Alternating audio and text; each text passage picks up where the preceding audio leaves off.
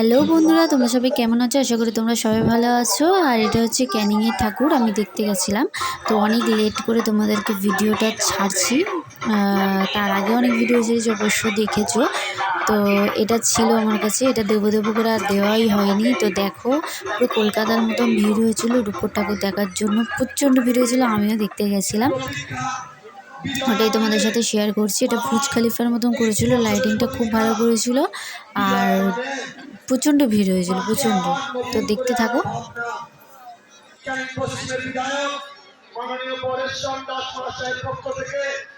বিভিন্ন জায়গা থেকে আগত সকল দর্শনার্থীদের জানাই সুসম্পাদক মাননীয় হৃদয় ক্যানিং পশ্চিম, আমার আপনার প্রিয় মানুষ।